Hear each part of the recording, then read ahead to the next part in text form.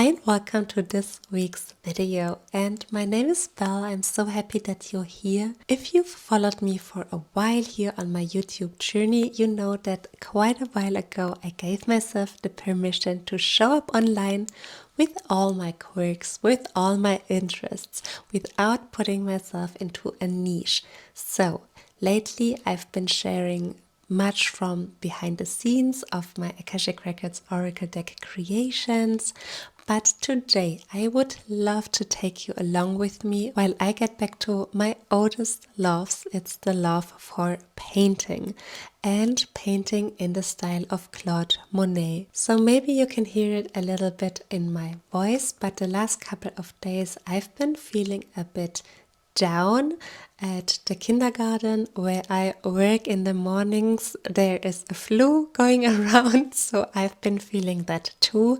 So I'm only sharing the groundworks for this new painting today. It's the blueprint, the values and the drawings, so I can let myself be directed along those guidelines later on in the painting. I'm also going to share a bit about Monet's life and what his work means to me. If that sounds good, I'm not going to stretch out the intro any much longer, so stay tuned, let's get into it, and I'm seeing you at the end of this video. Have a good time, feel very, very welcomed, and finally, let's go. Claude Monet, born in 1840 in France, wasn't always understood for the way he painted. In fact, the name Impressionism came from a critic mocking one of his paintings. In 1874, Monet exhibited a painting called Impression Sunrise, a soft misty harbor scene full of light and atmosphere. Instead of sharp details, it focused on the feeling of the moment, the shimmer of water, the glowing of a rising sun. But not everyone understood this new way of painting. A critic named Louis Leroy wrote a satirical review mocking Monet's loose brushstrokes and unfinished look. He quipped that the painting was nothing more than an impression, like wallpaper in its early stages. However, the word stuck. What began as an insult became the name of a whole movement, and instead of rejecting it, the artists embraced it. Because Impressionism wasn't about painting things exactly as they were, it was about capturing how they felt.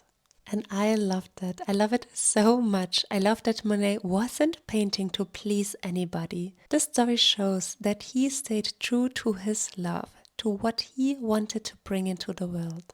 He didn't crumble and shrink by a critic thinking poorly of his work, much the opposite. He turned what was meant as criticism into a movement that felt right to him and other artists.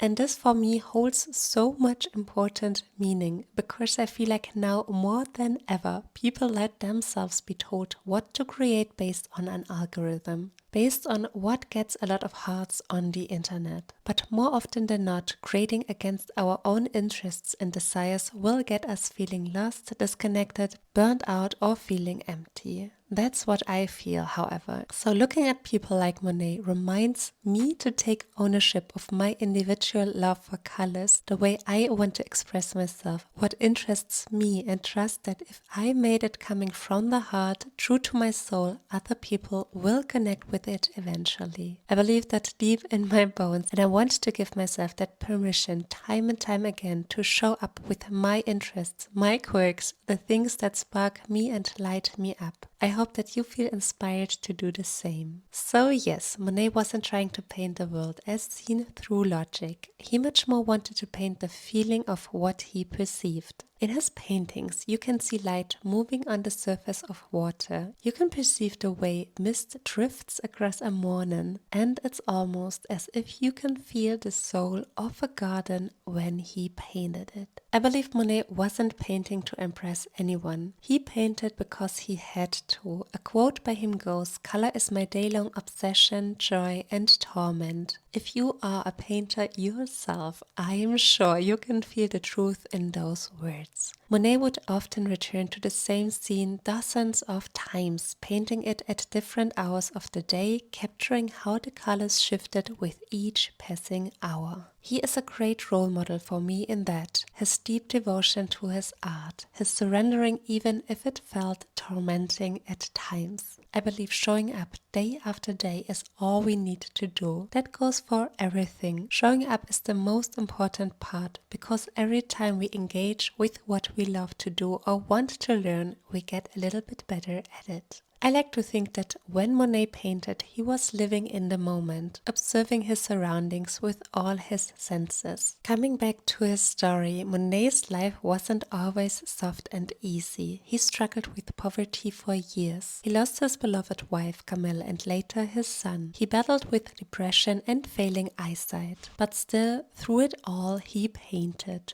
He painted even when he could barely see. I guess at one point, painting can become your sanctuary. I remember in times of COVID, I used to paint every day and this routine kept me grounded and open whilst the world as I knew it came to a great change for that time. Painting a feeling rather than an observation makes me think of another of Monet's famous quotes. I would like to paint the way a bird sings. This one line holds much to discover and explore for me because it carries meaning and depth. A bird doesn't overthink their song. They sing because it's their true nature.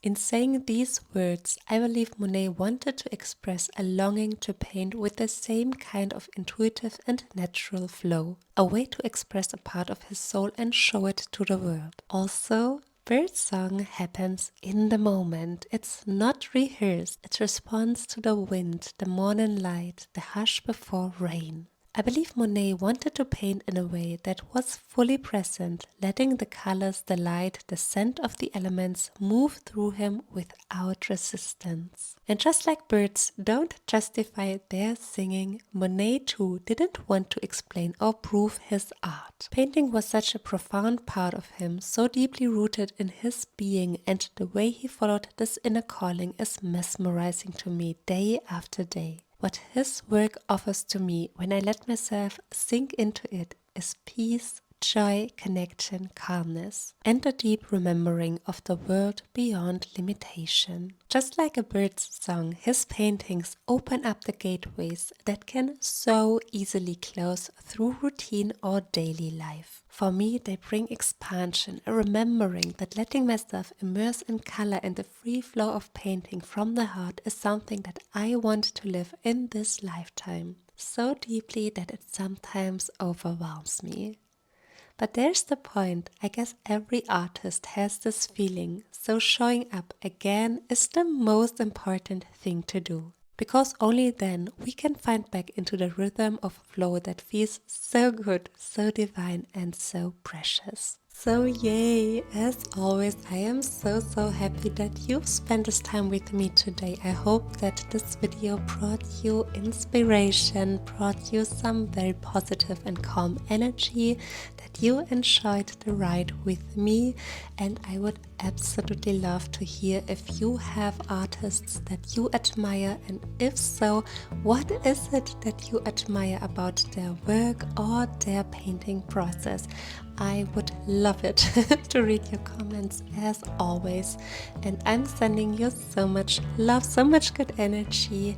And if you liked this video, I haven't said that in such a long time, but please like, please subscribe, because why not? Hit the notification bell and get notified when I upload new stuff. I would love that too. So without any further rambling on, because you know I do get into that so easily, I'm going to send you off. Have a lovely time and see you soon. Bye bye.